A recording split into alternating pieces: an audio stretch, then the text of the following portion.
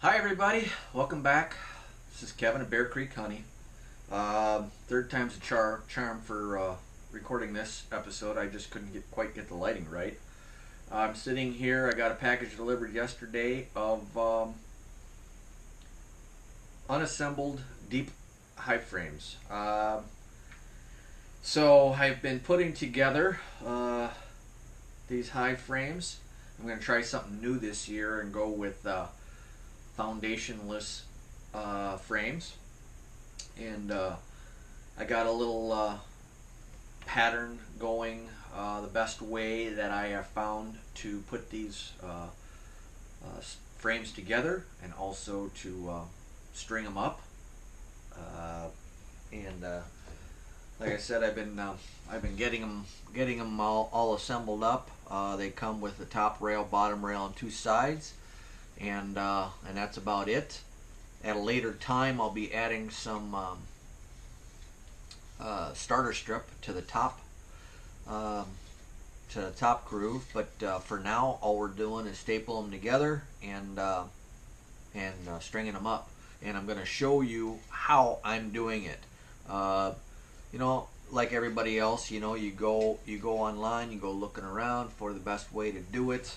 I kind of started with what some others had done, and then devised my own system that worked for me. A little bit quicker, a little bit better. So, and I wanted to share that with you as to how I'm putting them together. Again, like I said, it comes with two side rails, a bottom rail, and a top rail. Now the top rail comes with what they call a wedge. It's a grooved wedge, and essentially this little piece right here breaks off, and then you slide your starter strip of foundation in there. You place this strip back and tight against that foundation, and then throw a few staples in there to hold it in place, and that'll give the bees will start drawing the comb in a straight line off of that, and then down to your strings. So just wanted to let you know, this model that I purchased was the 902D from Mann Lake, and they come unassembled, free shipping, and they cost $100 for 100 frames, and I've been putting them together. I probably got 50 assembled, and I probably got 30 of them strung up. But some of the things that you're going to need for doing this project, you're going to need, and what I'm using anyways. I bought some. These are for my finished stapler. These are quarter crown 18 gauge staples. They're 1.5 inches long. These are coated, but it's just a finish coat. I think for DeWalt, I don't think it really does anything for it. Contrary to popular belief, staples come what they call glue collated, and that just means that these staples are all glued together for this little track, kind of like glues in a binder of a book. The glue adds nothing to the structural integrity of what you're stapling. It doesn't, melt and then glue the two pieces together, like some people have thought or claimed that they do. Glue collated, all that means is these are glued together. That's it. You can't buy glue now. Glue staples. Not that I could find, anyways. Now you can put a drop of glue on your ends here, and before you assemble it, that's up to you. I am not doing it. I'm using, like I said, 1.5 inch staples, and 1.5 inches goes a long way with these. It has a lot of grip power. Actually, that'll go like that. So that's how much grip power that'll have on it. And you literally cannot pull these frames apart. maybe in 3 or 4 years, you know, when the wood softens up, and you know, but I just don't see it happening. Not to mention, you are, after you string these things up, there's really no pulling this apart. So I'm not using glue, but you certainly can, and I'm not telling you how you should do it. I'm showing you how I do it. Now, I originally, when I was thinking this, I brought the frame into the hardware store, and I bought these things. They're called cut tacks. And my whole idea, because these things are wedge shaped, I was going to shove wedges into these holes, or into a couple of these holes, to hold the line, because I don't want to sit there and tie knots in my line, because it's a pain in the ass and it takes forever, and my eyesight isn't what it used to be, blah blah blah blah blah, and it's time consuming, and you have to have the right light and everything. But that didn't work. But what did work was using these are wire nails. That's what they're called. They got a small little head on them, if you can see that, and they're 3/4 of an inch, and this is 16 gauge, and they're just called wire nails. A box of, I believe, well, I've already made 50 of these up, so I'm gonna guess there might be 200 in a package. But I bought 2 packages. But they're, like I said, they're $1.39 each, which is nothing. You know, you can buy frames assembled, I suppose. I think Mann Lake doesn't sell them assembled without foundation, so you can only buy them with the foundation. I think they sell for like $3.40 each, as what it turns out. You know, $1 each is a whole lot better for me, and let the bees build out the foundation. And that's that. Another thing that I bought was a spool of line. Now this right here is 15-pound test. That's what I use. It's got good diameter, and it has a good spine for trying to thread into these holes. I tried to find 30-pound test, but I just couldn't find it this time of the year here in Wisconsin. Muskie season is closed, and it's ice fishing season, and everybody pretty much does pan fishing, so I just couldn't find anything cheap. I could find 30-pound test in super braid for $30 or $20, but I wasn't about to spend that to wire up my frames. But I found this. This was $2.29 for 300 yards, which is more than enough to do 100 frames. And it comes with a little, it had a little, for hanging it up on display at the store. And I just take it and I hooked it over my cabinet door, and that fit. That worked perfect for what I'm about to do. So that's what you're gonna need. You're gonna need a little bit of a little hammer, and then if you want, you can go with a square. I've been checking mine. I haven't had to square these. You know, on a lot of YouTube shows, I mean, they have some elaborate jigs that they've set up and whatnot. Honestly, you don't really need it. These are coming out fairly square, and if I need to skew it one way or the other, it's just a quick little and that's done. So, like I said, I don't think you really need it. But let's get this started. What I have been doing. The top groove has indentations in it, as you can see right there. They're dadoed joint, and that actually will hold these end bars in place fairly well. The bottom is grooved, but it has no such dado. It's just been rabbited on each end. So if you start on the top end and you grab your frame and flip it around to staple it, this tends to fall off. So what I've been doing is flipping it around, and I start on the bottom first. I make sure that these are flush, and that's it. And then it's just as simple as Popping a few staples in. One staple each.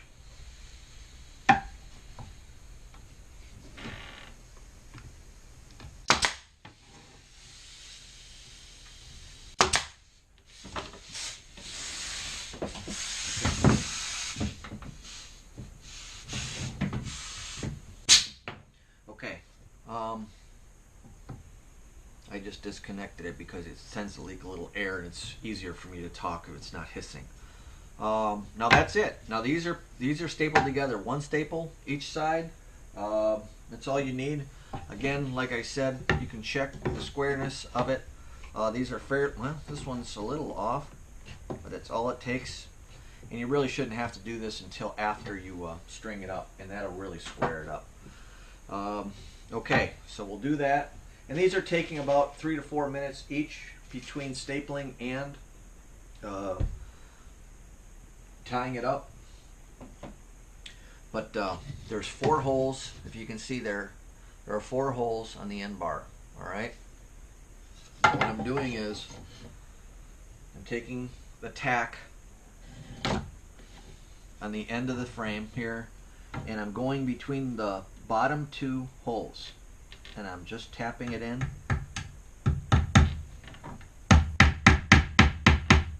to where there's probably about 1/8 of an inch left before I hammer it home on that side. On this side, I do it between the middle 2 holes and tap it in the same way.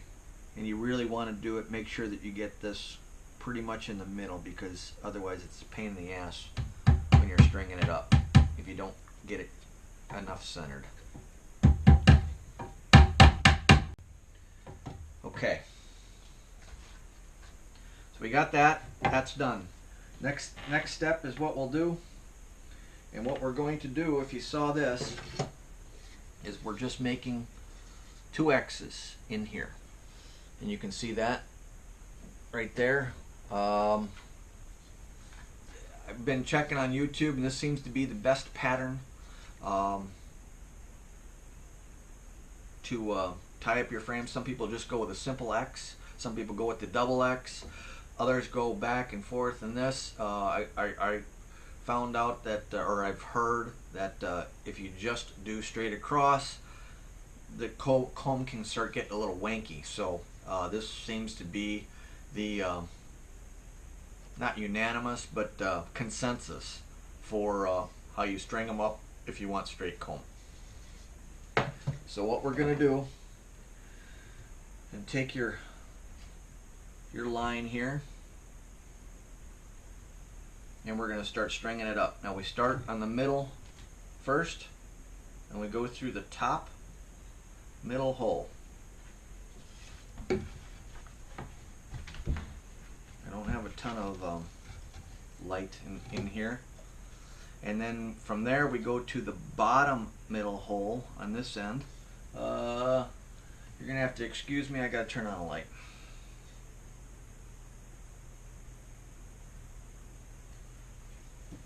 Alright, we got that. I got an arm length of line on this side. This line pulls through very, very easily and very, very well. So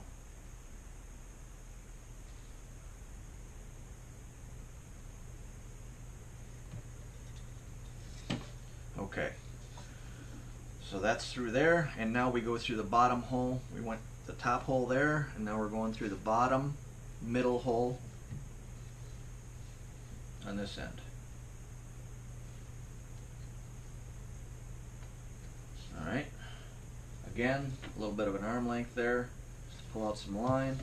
Now we go through the top hole on this end to the bottom hole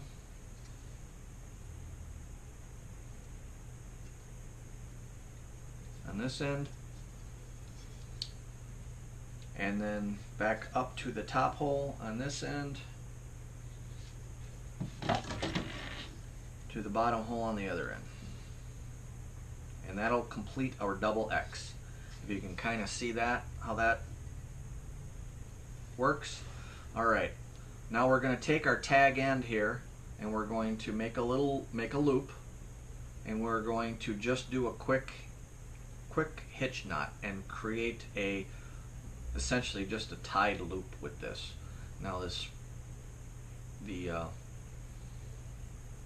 thicker the line, the harder this loop becomes, but you can get it done. So you get a little knot. You get a little knot going there, just like that. Whoop, just like that. You can see the little knot. All right, now that knot, or that loop, goes around your nail head, and then you grab your end that is attached to the spool still, and you start pulling it tight. And the knot will actually go through the hole, back through the hole, which is not a big deal. And then what we do is, you gotta make sure, okay, here we go.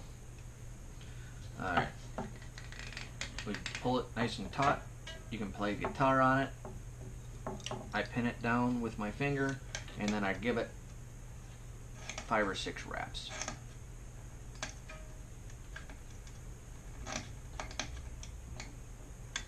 Okay, you can hold it, grab your hammer, drive it home. Now you've pinned that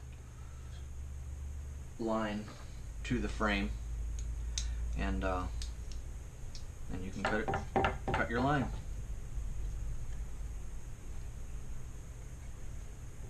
Okay, now we have a tag end here on the where I made the little loop knot, so you can cut that off as well. Okay, all right, now this is fairly taut, and this is pretty well done if you want to continue that, but we have the other nail that we stuck on this side. So what we do is grab the middle line between the 2 holes and pull it over the nail head, and that gives just even more grip. Now when you start doing these and you're doing quite a few, that little procedure starts taking a toll on your fingertips. I'm not gonna lie to you, it hurts. So you know, string up a few, you know, half a dozen or so, take a break, whatever. But that's it in a nutshell. So now we can go back if you want, and you can go back and square this up. But if you look, we are perfectly square, so no need to. All done. Next, the last step is to put to break this off, put a piece of starter strip in, and staple that, and we'll do that at a later time because right now I don't have the foundation to put in there. But that's it.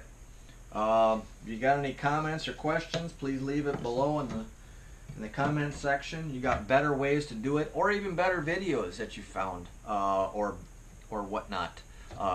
Post a link. That's great too. Discussion is good, learning is good, everything is good. If you like the video, give me a thumbs up. If you haven't subscribed, I hope you subscribe to the channel to keep up with our beekeeping here at Bear Creek. And we'll catch you at a later time. Happy beekeeping. Right? Say hi. Say bye.